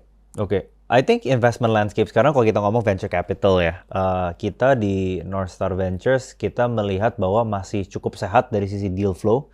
Deal flow itu yang kita maksud adalah jumlah companies atau founders yang datang ke kita, dan kita juga datang ke mereka untuk ngobrol, untuk tukar pikiran, untuk raise their first round, itu masih cukup banyak gitu. Jadi kita nggak merasa kekurangan, kita cukup beruntung gitu. Tapi memang ini bukan hal yang memang kita bisa kontrol ya, as you know gitu. Karena market namanya founders, kita nggak bisa tahu bulan depan ada berapa, tahun depan ada berapa. Tapi kita bisa bilang bahwa deal flow itu sangat sehat. Bahkan kita kadang suka merasa kita processing multiple deals at the same time gitu.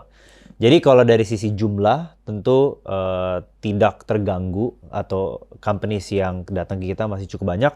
Yang kedua adalah kalau kita ngomongin dari sisi valuation gitu kan, baik untuk portfolio kita untuk kedepannya maupun companies yang datang kita untuk kita invest, memang ini sudah dalam tanda kutip ada koreksi gitu. Karena balik lagi kita mulai makin melihat public market, kita melihat company itu lebih holistik, sehingga valuation ini sudah lebih wajar dibandingkan tahun 2021 gitu. Dan yang terakhir, kalau ngomongin investments di Indonesia, kita lumayan tertolong dengan ekonomi kita yang cukup sehat gitu. Kalau kita ngomongin GDP per capita kita terus naik, consumption kita lumayan sehat, despite many geopolitical instability globally. Tapi kalau kita ngomongin ekonomi Indonesia itu, social condition di Indonesia itu cukup stabil, sehingga kita nggak ngelihat ada significant threat atau gangguan terhadap investment kita di Indonesia gitu. Mungkin yang banyak orang suka sebut adalah kita masuk tahun politik gitu. Mungkin itu mempunyai dampak yang lebih besar kepada investment. Tapi overall we are still very optimistic lah untuk tahun depan, especially which is tahun keduanya North Star Ventures. I see, interesting. Oke, gue mau masuk ke tema kedua dan tema ketiga. Oke. Ini gue berusaha 1, 2, 3 juga bro, supaya kelihatannya lebih pintar dikit. Tema kedua ini gue mau ngomong mengenai family. Oke. Soalnya lu kan apa ya? Emang sih lu sedikit merusak apa ya pasar cowok di sana bro. Pertama ganteng, pintar, abis itu family man. Coba lu married tuh waktu umur berapa ya? Jadi gue married umur 25. Umur 25. Pas banget umur 25 tahun, jadi April 2019. April 2019. Oke, sekarang lu ada berapa anak? Jadi gue punya 2 anak. Jadi setelah gue nikah umur 25, April 2019 itu di bulan Novembernya istri gue hamil. Jadi Juni 2020 gue punya anak pertama gue, my first daughter, Michaela, di 2020. Abis itu gue punya anak kedua gue tahun lalu, di bulan November 2022. 1 year old berarti? 1 year old, betul. Jadi yang pertama umur 3 tahun, yang kedua umur 1 tahun, Mirella yang kedua. Oh, cewek-cewek dapat cewek-cewek. Hopefully they watch this when they grow up. Supaya masuk ke PC, supaya masuk ke McKinsey gitu ya. Ya, gue mendoakan aja yang terbaik. Ya itu gue memang memutuskan untuk menikah muda waktu itu, dan juga memutuskan untuk nggak dalam tanda kutip menghindari punya anak cepat juga sama istri gue. Mungkin gara-gara duit itu udah banyak kali bro saat itu. Sebenarnya nggak ada hubungan sama duit, karena gue percaya bahwa keturunan dari atas, jadi ya biar yang di atas aja yang atur. Kalau memang gue belum siap ya dari atas juga pasti nggak akan kasih ke gue juga gitu. Tapi kalau memang gue udah siap, gue pasti dikasih. Tentu bukan berarti setelah gue punya 2 gue akan mencoba terus punya anak. Tapi my point adalah untuk anak pertama dan kedua menurut gue itu lebih baik nggak perlu di prevent gitu. Oke. But ya gue udah punya 2 anak. Oke. Terus boleh share nggak, kan ya ada beberapa lah kemarin di TikTok ada yang ngomong gitu kan, kayak kapan sih waktu yang married, kayak cowoknya harus mapan segala macam dulu. Emang gaji lu dulu berapa waktu lu married ya? Waktu gue married ya. Kalau gue married ya waktu itu 2019 ya double digit tadi lah ya. Kan waktu itu gue di McKinsey. Itu baru. Ya, itu yang waktu gue di McKinsey. Lu berarti berapa tahun kerja itu? Itu udah tahun ketiga di McKinsey sebenarnya. Udah tahun ketiga. Udah promosi lah. Ya, udah lumayan promosi dikit lah gitu. Udah lumayan promosi dikit. Tapi waktu itu memang ketika gue memutuskan untuk nikah itu tidak ada hubungannya sama gaji, karena istri gue beruntung gue punya istri yang memang nggak ngelihat itu menjadi faktor utama. Gue nggak bilang bahwa istri gue dan keluarga gue tidak melihat itu sebagai salah satu faktor, ya kan? Karena gue sekarang seorang ayah juga, punya my 2 daughters. Gue juga bohong kalau gue nggak ngelihat itu sebagai faktor. Tapi that's not the only factor gitu. The other factor adalah tadi ambition, kemudian potensi ke depannya, and ultimately responsibility aja gitu. Jadi nggak ada hubungannya sebenarnya sama gaji, karena itu memang life decision aja dan dapat persetujuan dari kedua belah pihak keluarga. Jadi kita decide to get married. Oh, ini menarik ya. Aja. Miripnya kayak startup gitu bro. Jadi lihatnya dari future potential. Meskipun masih ada resikonya, belum tentu terjadi. Ya sama kayak startup. Betul. Betul. Tadi di bibitnya kita udah ada ininya. Taking a bet. Oke. Tapi apa yang ada nggak sih kayak ya mungkin teman-teman ada beberapa segmen yang masih muda juga, kayak ada nggak sih kayak alasan yang secara conscious yang lu bikin lu pengen married cepat gitu? Iya, I think alasan yang pertama adalah gue merasa gue udah menemukan my life partner, right? Oh, lu udah menemukan? Gue udah menemukan my life partner. Dan gimana sih gue merasa bahwa gue menemukan? That's the question biasa orang nanya gue. Satu adalah kecocokan my wife sama my mom and my parents. Itu menurut gue paling penting gitu. Oh, oke. Gitu, karena gue pengen selalu dekat sama keluarga gue juga. Jadi buat gue itu penting for my family to be also close to my parents and also her parents gitu. Jadi itu faktor yang pertama. Faktor kedua adalah gue merasa siap. Gue merasa siap untuk memulai sebuah keluarga tanpa anak. Jadi kalau untuk menikahkan gue merasa udah siap waktu itu, financially, mentally. Dan gue selalu punya prinsip, Yon, bahwa I need to lock myself dalam tanda kutip in certain situation so I stay committed. Maksudnya apa sih? Jadi dengan menikah ini, gue memaksakan diri gue untuk benar-benar fokus dalam tujuan hidup gue yang sesungguhnya. Tanpa ada godaan-godaan yang aneh-aneh gitu, ya kan? Jadi bukannya gue memaksakan diri untuk menikah, tapi karena gue tahu ini tujuan hidup gue, udah ngapain lama-lama, lock this up. So you really focus on this life purpose and just move forward together gitu. Jadi itu juga konsep yang sama ketika gue punya anak juga. Dan karena gue udah punya anak, ya otomatis gue punya tanggung jawab kan. Sehingga gue punya motivasi baru untuk kerja. So dalam tanda kutip, I try to lock myself also into these new responsibilities that I know I need to work hard for it gitu. Karena kalau bukan gue, ya siapa lagi, ini keluarga gue gitu. So I think itu alasan gue kenapa gue decide untuk nikah. Oke. Nah, counternya gini bro, soalnya kan di umur-umur segitu ya, biasanya kan orang lagi baru lulus, berambisi, dan mereka kerja keras lah ya, mau supaya karirnya meroket gitu kan. Tapi kan di sisi lain, kalau misalnya merit itu yang nggak bisa dipungkiri lah ya, udah bukan tentang gue lagi gitu, tapi tentang keluarga gitu kan. Tapi ini ada yang sedikit conflicting gitu. Sering conflicting maksudnya gini, kayak kalau misalnya kita pengen naik karir segala macam, itu kan yang namanya overtime, yang namanya kerja weekend, itu kan pasti terjadi bro. Sedangkan kalau misalnya lu meritnya itu awal, ya ini kayak gimana gitu. Dan sedangkan ya kita tahu lah kalau misalnya kerja di consulting company, di perusahaan startup, itu lembur-lembur terus. Betul. Nah, jadi cara nyari balance-nya gimana? Itu gue setuju banget. Jadi kalau misalkan memang kalian punya ambisi untuk misalkan dalam tanda kutip hustle and work hard 24/7 kasarnya until you are let's say 30 years old, memang lebih baiknya ditunda. Gue setuju. Nah, di kondisi gue itu adalah ketika gue menikahi istri gue udah bilang ke dia bahwa I will continuously hustle. Bahwa I will be home, maybe not so much, but I want to start this family because it would also motivate me. Gitu. Jadi setiap orang kan beda-beda ya. Tapi gue ngeliat the marriage ini malah bisa memotivasi gue lebih, meskipun gue akan dalam tanda kutip nggak sering di rumah gitu. Tapi menurut gue prinsip lu lebih betul atau diutamakan karena kalau memang lu mau hustle dalam misalkan your next 10 years, lebih baik ditunda kecuali lu merasa yakin seperti gua bahwa marriage itu meningkatkan motivasi lu. Jadi kuncinya menurut gua adalah motivation. Kalau motivation itu nggak lu dapatkan dengan punya anak dan keluarga, ya jangan. Tapi kalau itu misalkan dengan lu menikah istri lu ada support system yang lebih baik, dan itulah peran istri gua gitu kan, lumayan stressful, capek, dia menjadi support system gue yang baik sehingga gue lebih motivated. Nah, aspek kedua yang gue mau bahas adalah kapan kita hustling dalam karir kita.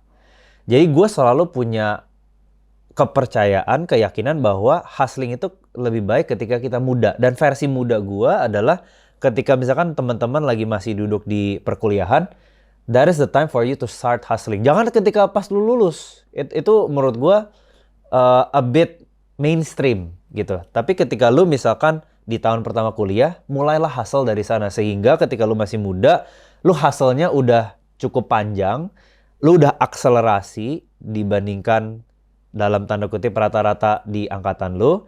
Sehingga nanti ketika lu misalkan in your mid-20s atau late 20s, lu udah di tahap yang lebih di atas rata-rata sehingga lu bisa dalam tanda kutip membina suatu keluarga gitu. Jadi it's a matter of timing. Tapi balik lagi, setiap orang kan berbeda, motivasinya dari mana. Kalau dari gue adalah my main motivation and support system, itu dulu istri gue, sekarang dengan 2 anak gue. Berarti istri lu nggak kerja kan? Istri gue itu, betul. Dia help with the kids lah, because soalnya lu sibuk banget. Betul, gitu, betul, okay, betul. Berarti. Ya mungkin, ya itu gue sangat setuju sih, soalnya gue nggak tahu ya kayak pengalaman lu kayak gimana, tapi pengalaman gue jarang banget waktu kuliah tuh mereka sebenarnya nyari kerja gitu. Padahal menurut gue, kerja waktu kuliah tuh penting banget loh, nyari intern. Tapi betul. Walaupun sekarang gue nggak tahu ya, kayak program pemerintah itu dengan mendorong murid-murid yang masih kuliah supaya kerja itu kayak agak lebih didorong lah kayaknya. Gue setuju banget itu. Gue juga setuju banget. Karena waktu gue tahun pertama di UI, gue memutuskan untuk nyari internship langsung di tahun pertama kuliah. Dan waktu itu gue LinkedIn message banyak orang dan dapatlah gue internship di tahun pertama gue di UOB Bank. Itu menjadi internship pertama gue, di-hire oleh orang namanya Alvin Juvitrik, sampai hari ini gue inget. Dan orang ini cukup berjasa bagi gue karena ini orang pertama yang menunjukkan gue dunia kerja tuh seperti apa. Dan itu menurut gue cukup proses yang cukup penting dalam hidup gue, karena dari situ gue lanjut terus untuk magang sampai gue magang di tahap akhir. Dan bisa langsung memberikan gue sedikit pengalaman ketika gue diinterview oleh McKinsey. Gitu. Jadi itu yang membantu gue juga lah untuk masuk ke McKinsey. Tanpa itu mungkin gue nggak bisa masuk ke McKinsey. Menarik. Kalau misalnya dulu dari UOB, pertama kali intern, gue dulu internnya di BCA bro. Oke. Abis itu gara-gara nama gue Leon Hartono, mereka pikir gue ada kaitannya sama Hartono sana. Habis itu setelah 2-3 minggu kemudian mereka sadar bahwa gue bukan siapa-siapa. Ya begitulah. Tapi dengan pengalaman lu ya bro ya, itu kan lu karirnya meroket banget kan bro. Kira-kira boleh nggak ya sharing kayak, ada nggak sih tips-tips yang setelah lu mempelajari semua ini, apa sih yang lu pengen terapin ke anak-anak lu supaya mereka juga apa ya bisa, ya gue nggak tahu apakah ini sama atau enggak, soalnya kan ini kan ladies kan, betul. Anak lu 2 girls gitu, mereka lebih ada pilihan lah. Betul, ada pilihan. Betul, yes. Tapi ada nggak sih beberapa quality yang lu pengen terapin gitu dengan lu setelah lu karir meroket gitu? Ya, I think gue selalu bilang ke anak-anak muda yang reach out ke gue via LinkedIn atau via WhatsApp gitu untuk ngobrol over the weekend gitu ya. Gue selalu bilang bahwa di tahap kalian masih muda itu cari differentiation atau diferensiasi. Karena waktu itu ceritanya adalah gue di UI setiap tahun itu mungkin sekitar, kalau nggak salah ya, correct me if I'm wrong, jangan dihujat kalau salah, 8.000 lah graduates setiap tahun di UI, which is a lot, right? Banyak banget gitu. Dan gue mikir kalau nggak ada diferensiasi, wah gue susah nih masuk ke perusahaan-perusahaan top. Sehingga gue waktu itu mikir, karena bokap gue juga bilang gitu, papa nggak bisa ninggalin apa-apa nih buat kamu. You gotta stand on your own feet gitu. Lo harus berdiri sendiri. Kalau nggak, papa nggak bisa bantu apa-apa gitu. Dari situ gue mikir di awal, wah berarti gue lulus, gue harus dapetin pekerjaan yang terbaik lah gitu ya kan. Jadi gue mikir diferensiasi tadi. Apa sih diferensiasi? Maksudnya adalah kita coba untuk find a differentiation di mana ketika kita dihadapkan dalam suatu kondisi interview, gue bisa cerita nih bahwa gue tuh mempunyai A, B, C, D, E loh gitu. Sehingga lu harus hire gue gitu. Konsepnya seperti itulah. Karena waktu itu gue lihat bokap gue juga coba untuk interview, ditolak. The rejection that he saw in his job interview, itu yang membuat gue bahwa kita harus punya diferensiasi gitu. Jadi apa sih diferensiasi? Satu, bisa dari akademik. Mungkin GPA lu yang cum laude misalkan. Itu diferensiasi pertama. Tapi yang cum laude di UI pun banyak. Jadi nggak cukup kalau cum laude doang. Jadi berapa persen? Biasanya top 3%. Biasanya iya, misalkan 3% adalah, 3-5% gitu ya kan. 5% dari 8.000 tetap lumayan. 400 orang. Lumayan, 800 orang gitu kan. Lumayan, masih banyak gitu. Tapi setelah itu gue mikir, oke, mungkin beasiswa nih gitu. Beasiswa, oke, gue cari beasiswa. Gue dapat beasiswa dari Astra First Scholarship namanya. Gue dapat beasiswa dari UI untuk exchange keluar. Gue juga dulu pernah dapat beasiswa dari high school gue di Pelita Harapan. Jadi dapat beasiswa is the second one. Ketiga, internship yang tadi gue bilang itu adalah dasarnya dari sana juga. Karena dengan gue internship, gue tahun pertama di UOB Bank, tahun kedua di Mandiri Sekuritas, tahun ketiga di Credit Suisse. Gue bisa menunjukkan profil internship gue, experience internship gue ke perusahaan yang mau hire gue setelah gue lulus gitu. Nah, yang keempat itu organization skills lah gitu. Gue ikut jadi anggota BEM di UI. Gue ikut many organizations di UI. Dan yang terakhir sebenarnya language. Nah, cuman ini diferensiasi yang gue nggak dapet gitu. Jadi gue cuma bisa ngomong bahasa Inggris dan Indonesia. Harapan gue bisa satu additional language. Be it French, German, whatever lah. You name it, Mandarin, apapun itu. Jadi gue ngelihat bahwa diferensiasi inilah yang menentukan seseorang itu menjadi spesial atau nggak, kayak produk lah ya, ada unique selling point. Kalau kita nggak punya diferensiasi, then we're kind of like a commodity gitu. Dan of course ini masih ada banyak lagi nih diferensiasi, bisa ngomongin personality, interpersonal skills, dan lain-lain. Tapi kalau lu tanya gue apa yang gue ajarkan anak gue, inilah yang gue ajarkan gitu.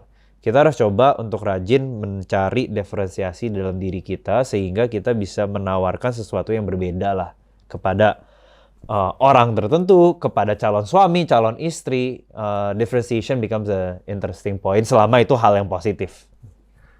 Tapi ada influencer yang bilang sekolah itu scam, bro. Betul. Nah, pandangan lu kayak gimana? Ya. Soalnya kan apa ya?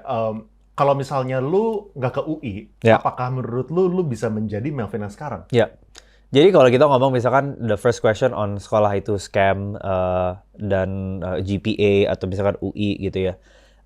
I think UI played a big role in my life gitu, karena di UI gue melihat anak-anak semua se-Indonesia gitu, baik dari kota, dari daerah yang pinter-pinter, yang gue matanya terbuka lah ya, dari sekolah swasta ke sekolah negeri. Itu gue benar-benar terbuka dari sisi putra-putri terbaik di Indonesia gitu ya kan. Dan di UI itu gue benar-benar tertanam nationalism gue tertanam dari sisi career path yang ada di Indonesia dari senior-senior gue, dan ultimately gue ketemu istri gue di UI gitu ya kan, dia juga anak UI. Jadi UI is definitely a big part of my life lah gitu. Dan kalau kita ngomongin karir ya, di UI itulah gue pertama kali mendengar yang namanya management consulting. Orang tua gue juga nggak pernah dengar yang namanya management consulting itu apa, mereka tuh nggak pernah tahu gitu. Tapi gue do my own research, dan dari senior-senior gue di UI lah yang menunjukkan bahwa ada dunia investment banking, ada dunia management consulting. Jadi kalau orang bilang sekolah itu scam, mungkin dari sisi akademis, mungkin ada yang berguna, ada yang nggak berguna. Gue juga merasakan. Dulu gue belajar, kok susah-susah amat gitu ya. Kalkulus, matematiknya tuh yang kayak advance banget gitu. Yang sebenarnya di finance pun nggak kepake gitu kan. Finance kan lebih dalam tanda kutip standard mathematics gitu ya. Jadi mungkin ada yang berguna, ada yang nggak berguna. Tapi I think namanya kuliah itu kan nggak hanya akademis, tapi ada non-akademisnya juga, ada interpersonal skills-nya juga gitu. Jadi definisi scam-nya itu mungkin di sisi sana, tapi kalau dari diri gue untuk menjawab pertanyaan lu, gue termasuk yang cukup mendapatkan benefit dari proses kuliah gue gitu. I wouldn't be here without my dosen and my teachers and UI as a general lah. Gue setuju 100% ya, by the way. Sekolah scam itu bukan gue ya. Gue setuju dengan semua yang dia bilang.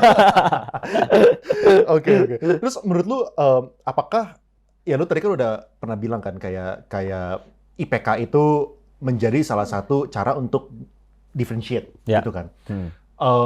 Menurut lu kayak gimana? Sekarang mungkin lu juga udah, ya pasti lu udah melakukan interview. Ya kan, lu minta interview, lu udah merekrut orang. Apakah IPK itu menjadi salah satu benchmark waktu lu mau ngerekrut orang, bahkan manggil dia interview, dan kalau misalnya iya ada patokan nggak sih? Oh harus di atas sekian nih, gue tertarik gitu. Menurut gue GPA itu is a very interesting and controversial topic ya, karena many views, definitely. Nggak ada yang bener, nggak ada yang salah. Dan buktinya tuh bermacam-macam. Maksud gue buktinya bermacam-macam adalah ada yang GPA-nya rendah jadi orang terkaya. Ada yang GPA-nya tinggi tapi jadi karyawan. Dan vice versa lah gitu. Tapi gue ngeliat GPA itu seperti ini. GPA is important but not everything. Jadi GPA itu penting tapi nggak artinya segalanya gitu. Meaning that GPA itu kan sebuah angka yang ditaruh di dalam, gue mikirnya ditaruh di jidat lu gitu, bahwa orang ini GPA-nya segini. Nah, orang lain ngelihat IPK lu tersebut itu interpretasinya bisa macam-macam gitu. Ada yang ngelihat, oh GPA lu tinggi, bagus, lu artinya disiplin, lu artinya pintar. Ada juga yang bisa lihat itu sebagai negatif, by the way. Oh lu terlalu kutu buku nih, berarti lu belajar mulu, lu nggak bisa bersosialisasi gitu. Jadi pandangannya bisa negatif or positif.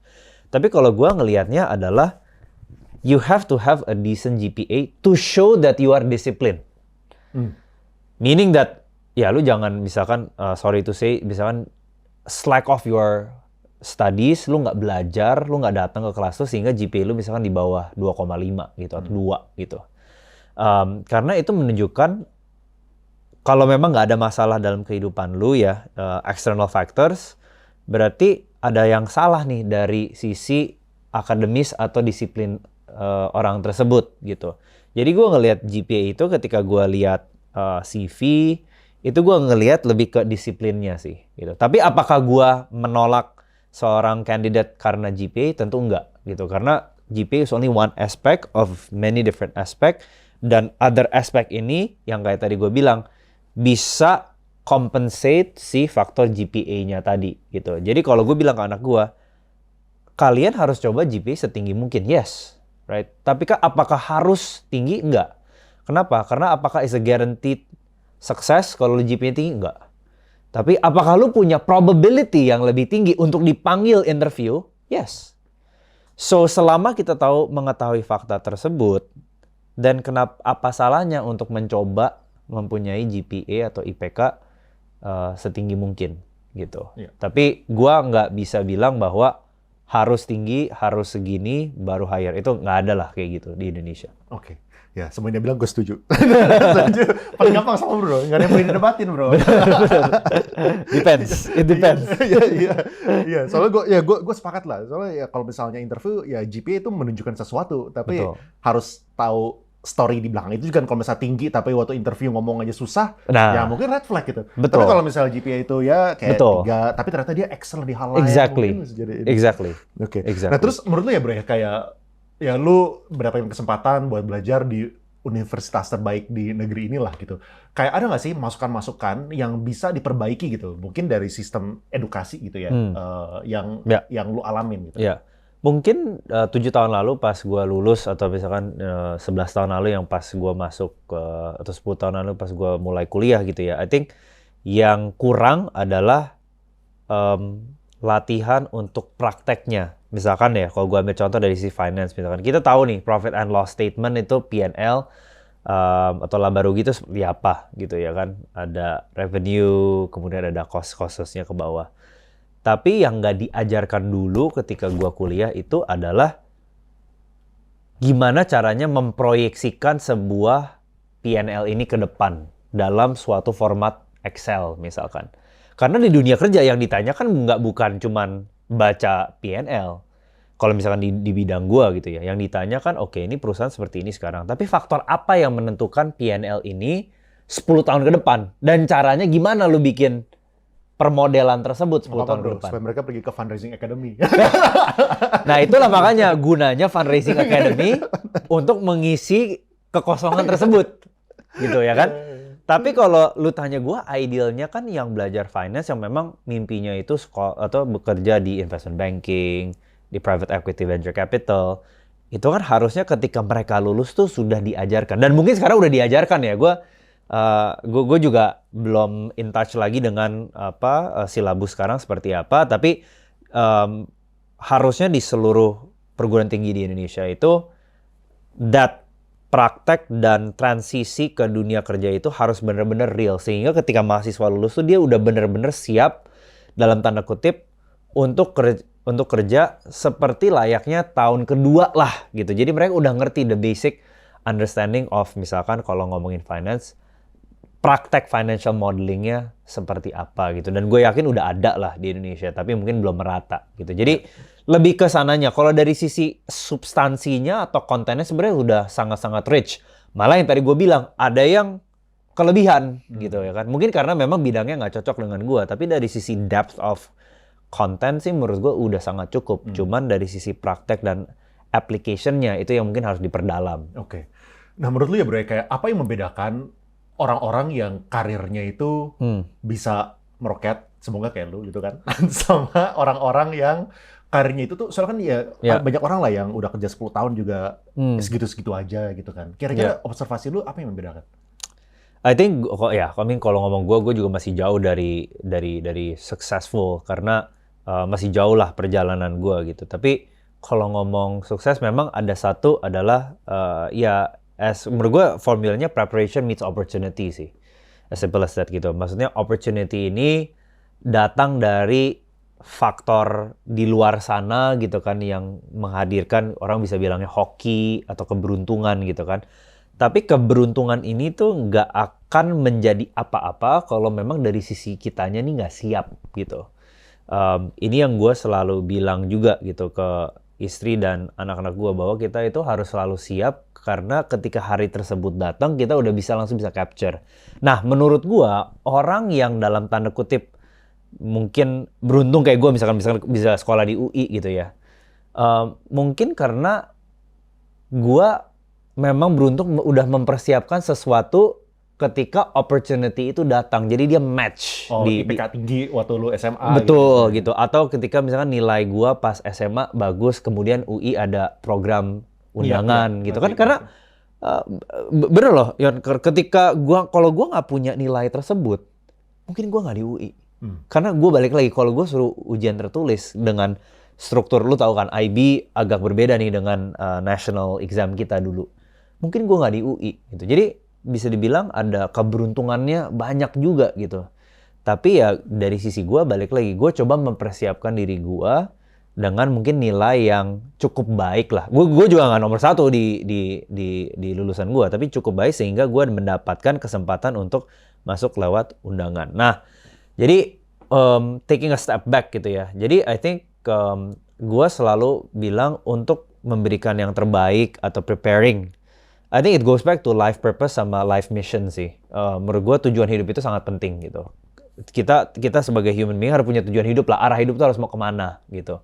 Dan karena itu yang membuat kita selalu keep on motivated in doing the things that we do. Kalau kita nggak punya tujuan arah hidup mau kemana, mungkin jadinya kita nggak punya goals on a daily basis, harus ngapain dan harus perform atau enggak nih di kantor gitu.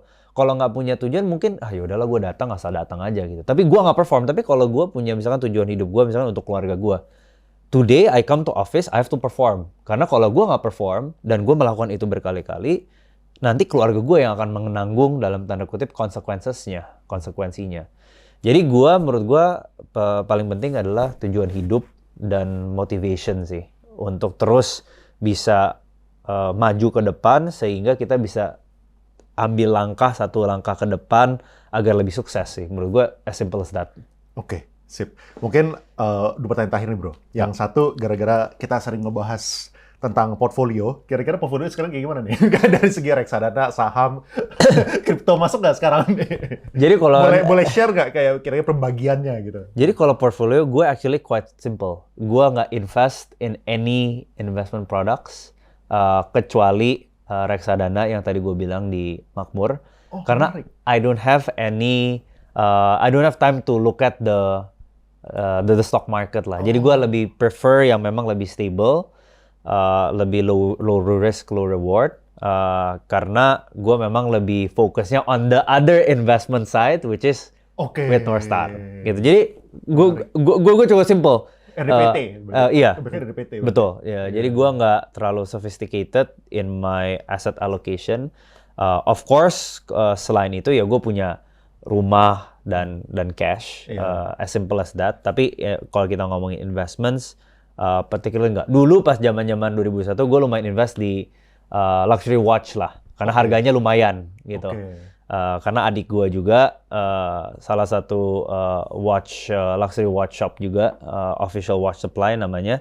Jadi waktu itu karena harganya lagi naik, itu bisa menjadi commodity investment. Karena lu beli, lu jual bisa at a profit gitu. Dan lu bisa pakai by the way. Jadi mungkin agak unik investment gue, tapi gue memang lebih fokus in my day-to-day job as a professional, as an investment professional di North Star. Jadi gue fokus my attention di sana. Menarik. Ada closing statement nggak dari lu buat teman-teman profesional dan juga anak-anak masih kuliah gitu kan? Tips buat mereka itu kayak gimana? I think nomor satu adalah hustle when you're young, and when I say young, as youngest as possible itu the better. Karena kita mau kerja keras pas kita masih muda, belum ada tanggungan, punya stamina-nya, and then ketika kita udah misalkan punya anak dan lebih tua, ya kita bisa dalam tanda kutip, bisa lebih santai gitu. Yang kedua adalah kita harus bisa membedakan business as usual sama special moments. Maksud gue apa? Kalau kita misalkan dipanggil misalkan ke kantor on a daily basis itu kan business as usual ya. Maksudnya day to day lu seperti biasa. Jadi lu nggak perlu prepare anything special. Tapi kalau lu misalkan punya kesempatan tiba-tiba misalkan lu kan suka dipanggil orang-orang hebat gitu ya. Ayo makan siang sama gua. Nah, kalau dapat kesempatan ini opportunity tadi yang gue bilang, jangan cuma datang aja gitu tanpa menyiapkan apapun. Jadi buat gue adalah misalkan gue dikasih kesempatan ketika gue di management consulting gitu, gue present di depan dirut bank terbesar BUMN di Indonesia misalkan. Ya otomatis gue nggak mungkin gue just casually come to the office and hi it's Melvin, here's my laptop, coloknya nggak gitu kan. Pasti gue semalamnya gue akan mikir oke, gue harus membuka presentasi gue dengan apa? Apa yang akan dia rasakan? Kalau gue ngomong begini, oke gue ganti berarti gue ngomong begini. Jadi kita harus bisa membedakan di hidup itu mana yang business as usual, mana yang special moments. Membuka kesempatan. Karena kalau business as usual, fine, lu nggak perlu prepare apapun. Tapi kalau ini special moment, lu akan salah besar lu dan akan regret kalau lu nggak menyiapkan itu. Misalnya kalau Pak Jokowi besok panggil gua gitu kan. Ya, nggak mungkin lah gua nggak prepare tentang latest economy gimana. Atau dia kalau kasih tahu agendanya apa, nggak mungkin gua nggak prepare kan. Ini kalau presiden panggil.